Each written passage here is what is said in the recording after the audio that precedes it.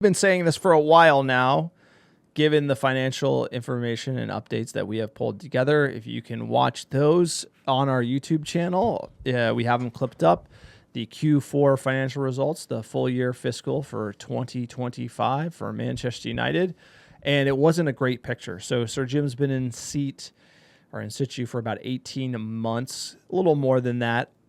Depends on really when he really took the reins post-deal close. It's hard to know when he actually had control, but he's been in seat for a while. And on the financial side, we're almost spending money to make money. Ultimately, we haven't grown. We did grow revenue a little bit, but there's a lot more one-time expenses that are flowing through, like the upgrades, a lot of the sacking expenses. So we're firing almost like 24 million in sacking fees last year to get rid of Ten Hag, to hire Ashworth, to fire Ashworth. So we've been spending money and churning, and we haven't seen the profit drop. And that's really nervous for Wall Street. You saw the financial results, the stock dropped. You look at the pitch, that's not going well. The financial picture is more debt, and we haven't turned the oil tanker, is the analogy really, is that we're still kind of in this not making more money, not having more profit, but we're spending more and we're increasing the debt. And so I think that's what spooked Wall Street a little bit. And if you're in the job 18 months, you should see a glimmer of that. And then Wall Street would really appreciate that. The stock would actually go up if you could spin a tail. Hey, this is what we're going to see, increased guidance. But the fact that we look far away from European football, it's hard for us to really make more profit at the moment. And so United are in a little bit of a despair. We don't have the money to build the stadium, and there needs to be probably $1 billion into the team, another 1.5 into a stadium. Sir Jim is tapped out from just his general net worth and overall liquidity. The Glazers don't put any money in, and so we said this club will eventually be sold, and it could be sold outright again for the $6 billion. Sir Jim does have a drag-along clause, but he has to meet his $33 a share hurdle. It's not really that big of a deal. Like, everyone online is making this into, we can get into the technicals of what the actual like M&A or merger would look like. But ultimately, the club needs money. They don't have it. It's either going to be an infusion of cash and another partner added on, or it's going to be an outright sale. And this is a little early. I thought maybe end of the year it'd be coming, but we got a tweet from a Saudi Arabian boxing promoter who basically said, hey, somebody's floating around. Everyone started being like, well, they're a public company. They can't. It's like, talking about things they don't know. A lot of misconceptions, sir, when it comes to M&A. So, but either way, United on the block, great. We didn't want to be right. At the end of the day, you nailed it. The club, the football club, the squad, the facilities, they need $2.5 billion plus the $1 billion we owe. We owe $1 billion. That's just hanging around our necks. Actually, you need $3.5 billion. And the things at the end of the day is that Ratcliffe put $1.25 billion into the club, but only a quarter of that, only $250 million, actually went into the club across the facilities. And he had plus another 100, plus another 100, give or take. But at the end of the day, it's like you needed that money that actually went to the Glazers, and then more, probably double that, to actually give him a fighting chance. And it's been half measures. We've seen that. You see that in the P&L. You probably even see that in the refurbishment of Carrington. They just don't have enough cash to turn this squad over, to buy themselves enough time to make the amount of mistakes they've already made, and then keep kind of iterating, because they're basically at a point where the team isn't doing well. Let's look at where we are in the squad. We finished 15th last season. We should finish a little bit better this season, but we're already talking about firing the manager. And it looks like the Glazers see what's happening. There's a frothy stock market at the moment. I'm sure they're like, hey, this is not going to last forever. There could be a recession finally coming, first in 15 years. Let's sell the club. Let's double down. Apparently, they want to build a new stadium in Tampa that local folks do not want to chip up for, so they want some cash to help them with that. And this was always coming because they were going to not be thrilled with the way things are going. There is a new person that's getting the blame. No one's blaming the Glazers anymore. It's all going to Sir Jim. But it always, I hate to say it, what we've seen in the last 2 years as America Red Devil host is like, this is not here yet, but it's inevitable. No, you said money. Being owned by a sovereign it's either be a sovereign or like some insanely wealthy tech guy from America, most likely. But it feels like it's going to be a sovereign because they have the cash. And Manchester United is an unbelievable opportunity for sports washing.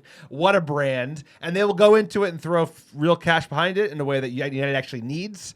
I wish this wasn't the way it would happen, but it just feels like this is money always wins. Money always wins, and they got a lot of it. No, but the albatross around Manchester United's neck is the debt, and the transfer fees owed, and everything that's well over $1 billion, like you said, and also stadium. Just like the stadium, the infrastructure, everything's been kicked down. The can's been kicked, and the payout from Sir Jim went right to the Glazers. Now, the tweet that kind of sent everyone going crazy was Al Sheikh's X account. He says, "Quote: Manchester United is now in advanced stages of finalizing a deal to sell it to a new investor. I hope they're better than the previous owners," right? So he kind of just like this boxing promoter I don't know a ton about, but apparently he is a prominent official in Saudi Arabia. He serves as an advisor to the royal court and is a chairman of the General Entertainment Authority. So he's in the know as far as the Gulf and like big checks. And everyone's like, well, it's a public company, so you got to have all this public news, and like it's like, hey, there's a lot of great lawyers.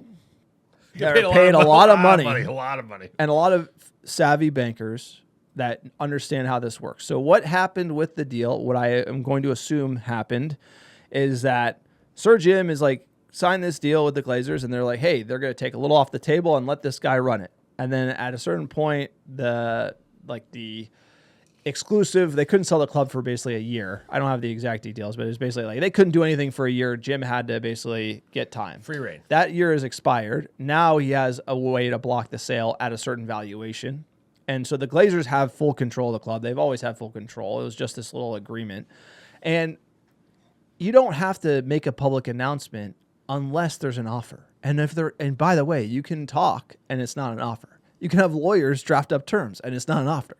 It's a draft of a potential offer. Like, you could talk about pretty much everything you want, and your lawyers can craft that however you want. This is how it's actually done.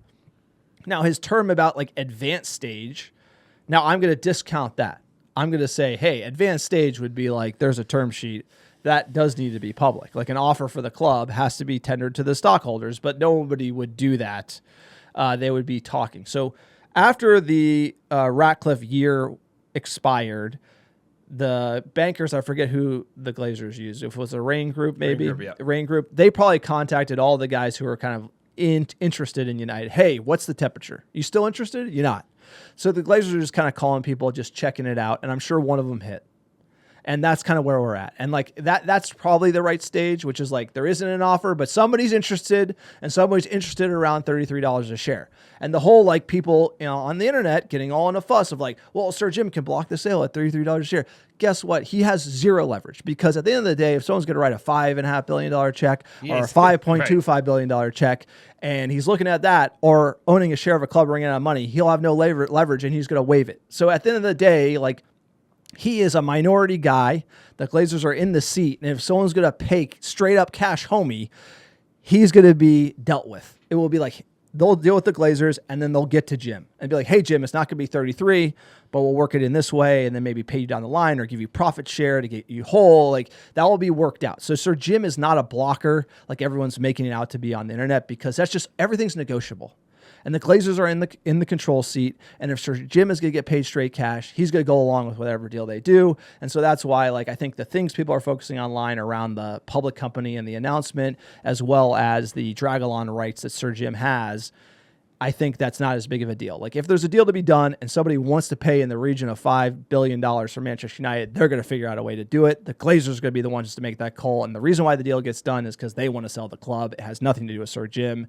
And this is just a negotiating point that he has at the table, but it won't be anything more than that. And he will not block a deal, because straight up cash homie speaks, and he'll gladly take his 1 point whatever billion back out of this club after this 18 months that probably took a year off his life. At least a year. Could have taken a decade of his life. I think if you had asked him at the beginning of this process, if the situation was to come down right in front of his plate, hey, you can get your money out, he might get just break even, and that would probably be a great scenario for him to walk away with. He'd probably take that all day. So that's where we're at. I think at this point, like you said, there are people that are going to be interested. We're hearing rumors. UAE consortium could be a Saudi Arabian consortium. That's all rumors. Turned out. It's all rumors, of course. But at the end of the day, it hasn't gone super well. The Glazers, they've been in it for now over 20 years via their dad. They've never been that interested in running the club. They've shown that.